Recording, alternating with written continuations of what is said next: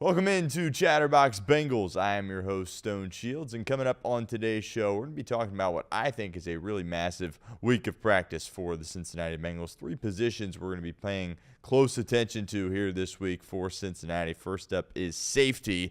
For obvious reasons, we'll talk about the injury to Geno Stone. Also want to talk offensive line and wide receiver as well on today's show. In the second half of today's show, we're going to be talking about some quarterback rankings because The Athletic kind of dropped their tiers this morning as far as their 5 different quarterback tiers, and we'll find out where exactly Joe Burrow resides on that ranking list. And do want to make note here off the top, everybody does their rankings right. Everybody obviously has their own opinions, but this quarterback ranking that The Athletic came up with, and by the way, it was because of, I believe, 50 NFL coaches, coordinators, right, personnel people helped come up with this list, but this is one of the best ones I have seen. So we're going to be breaking that down a little bit on today's show and, of course, spending time talking about Joe Burrow. But before we get into all that, make sure you guys hit that subscribe button. If you haven't done so already, it's youtube.com/chatterboxsports. We will have you covered for all Cincinnati sports, and Nick Kirby, of course, will be live in the 9th inning of the Reds game tonight.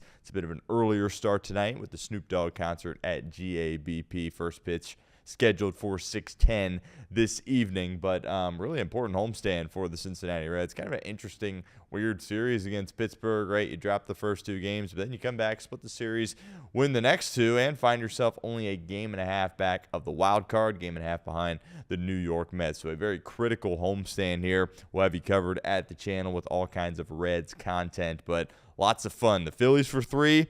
And then the Brewers for 3 after that as well. So really going to get a good feel for how good this team is, who they can compete with, who they cannot compete with, and that all begins tonight at Great American Ballpark. We will be live in the 9th inning and after the game with Nick Kirby and Trace Fowler. So don't miss out. Hit that sub button, youtube.com/chatterboxsports. All right, let's talk safety here on today's show. Obviously, we've had a couple of days to digest what took place in Philadelphia in week 1 of the preseason. There was some good. There was a lot of bad as well. Defensively, obviously giving up more than 30 points once again. Felt like a 2024 game for the Cincinnati Bengals, but Geno Stone got hurt early on in that game. I believe it was on the first drive where he was chasing after Will Shipley, who was just kind of darting through the Cincinnati Bengals defense. Came up a little gimpy with the hamstring, and Zac Taylor now lists him week to week. And the Bengals, of course, kind of taking a bit of a gamble on Geno Stone, right? They brought him in last offseason, a 2-year deal from the Baltimore Ravens in free agency.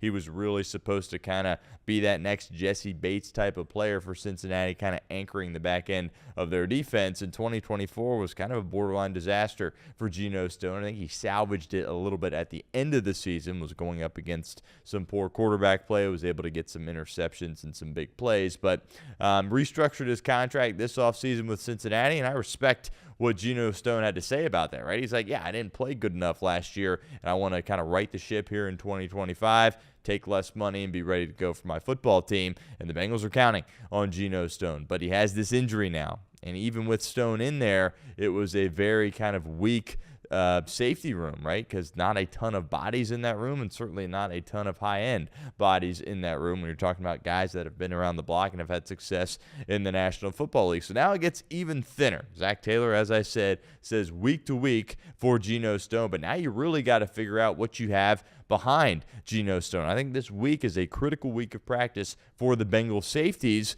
because they got to figure out if the guys they have on this roster can be guys that they can go with should Stone not be healthy for however long, right? Soft tissue, hamstring injury, those things, of course, can linger. So look for Daijahn Anthony to be getting a lot of reps, right? He kind of was in the preseason game against the Philadelphia Eagles. He was your 7th-round pick out of Ole Miss last offseason. Obviously, Bengals fans will remember it was him that had the PI in week 2 last year against Kansas City that ultimately lost Cincinnati that football game. He's going to have opportunity. We'll see what he does with it. Tycen Anderson, a guy that got a little bit nicked up in the preseason game, thought it was going to be worse, but he ended up being just fine. He's going to get a lot of run this week with the ones at practice alongside Jordan Battle, of course, at that safety spot.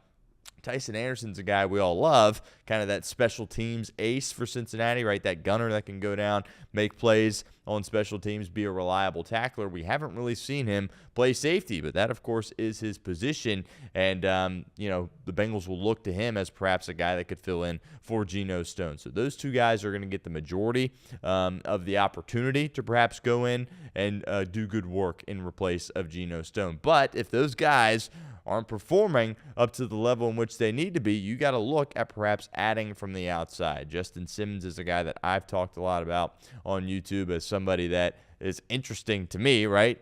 He's getting up there in age, lower to mid-30s, right? Played with the Atlanta Falcons last year, had some good plays, had a couple of interceptions.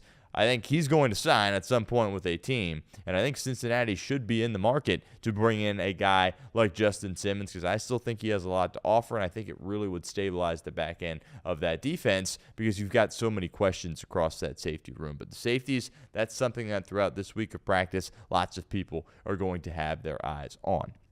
Also, the offensive line, right? I think now after this preseason game against the Philadelphia Eagles, I think we're kind of trending in the direction of, okay, Lucas Patrick is going to be your starter at right guard, and Dylan Fairchild is going to be your starter at left guard, and obviously we know who's starting at the tackles and the center spot as well. So now you got to figure out who your swing tackle is going to be, right? That kind of that sixth guy that can fit in and play different positions, right? I think Cody Ford was given an opportunity to go out there and compete with Lucas Patrick. To me, that battle kind of feels like it's over. It kind of feels like Lucas Patrick won that battle, but now Cody Ford's a guy that's been getting all kinds of those reps in the interior of the offensive line. Now he's got to bounce out and get back to that role that he was in last year and play a little bit more tackle. Of course, when Orlando Brown Jr. went down last year, it was Cody Ford playing that left tackle spot for Cincinnati. So I think you're going to see him get more work in at that tackle spot. You saw it over the weekend as well at practice for Cincinnati. And then you got to try to bring Jalen Rivers, your 5th-round pick out of Miami,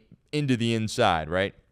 He's kind of had a tough time getting acclimated because he's been asked to do a lot of different stuff, right? Left tackle, right tackle. Now they're bringing him in to the interior of the offensive line, and I think that's where he needs to be, right? At Miami, he had a lot of versatility there for the Hurricanes. He played on the inside. He played on the outside, and that first preseason game against Philadelphia, he did not look good whatsoever at that tackle spot. It's early, right? He's still trying to learn a lot, but now I think it's time for him to work inside, and he can kind of be that first backup if something inevitably goes wrong with one of your starters, somebody gets nicked up and he needs to come in. I think Jalen Rivers is a guy that will probably start to continue to get more reps at that guard spot as opposed to tackle. But offensive line, obviously it's a room for Cincinnati that isn't super deep, but I think you got to feel pretty good about what you saw from your starters. You got to be ecstatic what you saw from your rookie, Dylan Fairchild. Obviously it was only a couple of drives, but it looks like he can, hang in there and be a starter for you even as a rookie and just continue to grow and develop and get better playing alongside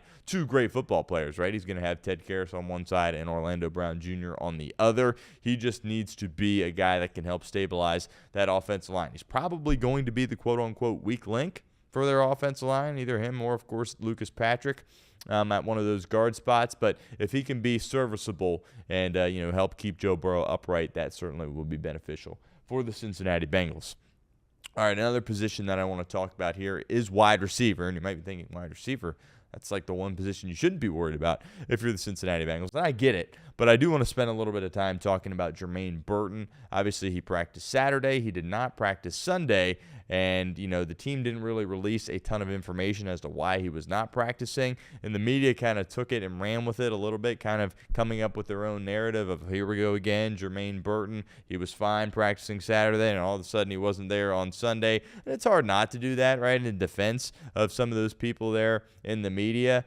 Considering what happened last year with Jermaine Burton, right? He had so many times where he missed practice or whatever. If you remember that last road trip, the final week of the season against Pittsburgh, he didn't end up going, right? He got evicted twice from his apartment. So it was just kind of a long mess with Jermaine Burton. Anytime you don't see him out there and you haven't heard like, oh, he's definitely hurt, it kind of raises some eyebrows a little bit. But Jermaine Burton actually a couple hours ago released on social media that he was a little, frustrated with how people were kind of talking about him and his name, and he was saying that he had suffered an injury, and he's working on getting back and getting better and getting back out there with his teammates. He didn't get a ton of work as far as a receiver goes in the football game against Philadelphia, but he did really good things in the return game, which obviously as someone that's, kind of a back-end wide receiver on a depth chart, you have to be able to have that return ability, and you saw that from Jermaine Burton in the game against Philadelphia. An incredible punt return, broke several tackles, went down the sideline. He's a tough guy. He's a physical guy. He's got great speed. All the tools are there, but of course it's about him staying on the football field. If he doesn't, mess anything up off the football field, he's a lock to make this roster. And did just kind of want to clear that up a little bit on today's show. Just an injury. We don't, by the way, know what kind of injury it is for Jermaine Burton, but hopefully he can be out there soon this week and get back to practicing and getting better. Charlie Jones, I was really impressed with what we saw from him in the preseason game against Philadelphia. And speaking of return guys, right, Charlie Jones obviously does a great job of that when he's out there and he's healthy. Already has a punt return for a touchdown and a kickoff return for a touchdown in his NFL career. This is year 3 for him, and it's kind of like, okay, what are we going to get from Charlie Jones? Because we haven't really seen much from him because he's seemingly been hurt his first 2 years in the league. So, he's a guy that I'm excited about. He's got good speed. He's got good hands. He's a great returner there as well, and he's a guy that's certainly going to make this roster. But when you're kind of thinking about who that fourth wide receiver is, or I guess, fifth pass catcher, if you want to include Mike Gesicki in that group. Obviously, he's a tight end, but in a lot of ways, he's like a receiver, right, considering the things he does out there on the football field. That kind of fifth pass catcher role is up for grabs, but I would say right now, Charlie Jones is kind of the leader in the clubhouse to land that role. I'm excited about it. Obviously, at this point, we are just hoping that he can stay healthy for the Cincinnati Bengals. So there you have it. I think those 3 positions are certainly areas to focus on as we go forward here. And obviously, I only spent time talking about the safeties on the defensive side of the ball, and you got all types of issues on defense. So we'll spend a little bit more time in the coming days talking about other positions defensively. But safety is really the big one that stood out to me. And certainly, if they struggle, Daijahn Anthony struggles, Tycen Anderson struggles, don't be surprised. Cincinnati will look to add to that safety room. All right, let's talk a little bit about these quarterback rankings here from The Athletic. So as I mentioned at the top of today's show, they put together their tiers and kind of ranked all of their quarterbacks, and it was 50 NFL coaches and executives that kind of came up with this list. And as I talked about at the top, this is one of the best ones that I have seen in quite some time. So tier 1, they have 5 guys at tier 1. And a tier 1 quarterback, according to The Athletic, is someone who can carry his team each week. The team wins because of him. He expertly handles pure passing situations. He has no real holes in his game. There are 5 guys in this tier for The Athletic, and they didn't do a 1 and a 2. They did a T1. For 2 guys tied at the top, and it's Patrick Mahomes and Joe Burrow. I've been pretty vocal about this online. Obviously, I cover the Cincinnati Bengals. I talk about the Cincinnati Bengals. I'm a Bengals fan. I get that. I think Joe Burrow is the best quarterback in the NFL. It seems like people around the league are starting to kind of have that same feeling and same vibe as well. They've got him tied atop with Patrick Mahomes. I think Bengals fans should be satisfied with that, right? They at least have him at that T1 spot with Patrick Mahomes. Josh Allen at 3, Lamar Jackson at 4. And to me, those are kind of the top 4, right? I don't have an issue with putting Stafford, who they have in here at 5, in this first tier. But I think, for the most part, those 4 guys have kind of separated themselves a little bit. But Matthew Stafford, despite, his age, he's obviously much older than the other 4 guys in that tier. He can sling it with the best of them. One of the best arms I've seen in my life. Probably one of the best arms to ever pick up a football in the history of the sport as well. They have Matthew Stafford there at that 5 spot, and really I got no issues with that. As I said, I would just go ahead and put Burrow out at 1, but I would have Mahomes 2, Allen 3, Jackson 4, and Stafford 5. And we'll spend more time probably on a future show. We'll also have another show here launching next month. More details to come on that, but it will be a show that I am hosting, and we'll spend time talking about more football stuff, not just Bengals-focused stuff, and maybe we'll break down my power rankings at the quarterback position. That's certainly an exercise that I'd be looking forward to doing. But they have in Tier 2, and I'll just read this off real quick as well, the definition here from The Athletic. A Tier 2 quarterback can carry his team sometimes, but not as consistently. He can handle pure passing situations in doses and or possesses other dimensions that are special enough to elevate him above Tier 3. He has a hole or two in his game. And at that 6th spot, they have Jayden Daniels. And, my takeaway on Jayden Daniels is, yeah, it was an incredible rookie season, but I need to see it again, right? If you do it again, sure, you can put him at that 6th spot, but I would have him more around the 10 spot personally right now. Like I said, I just need to see it again. And, the postseason success, it's incredible. Winning the games, it's incredible.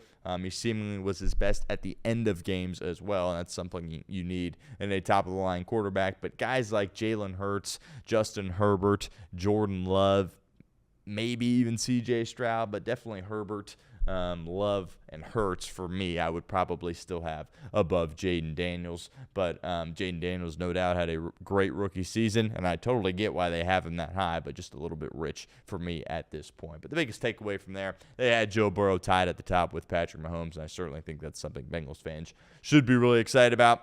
He looked great in the preseason game against Philadelphia. Didn't really have to do much, right? But certainly looking forward to seeing him a week from tonight on Monday Night Football against perhaps Jayden Daniels. Certainly going to be playing against Washington. Not exactly sure what their plans are, if Daniels is going to play or not.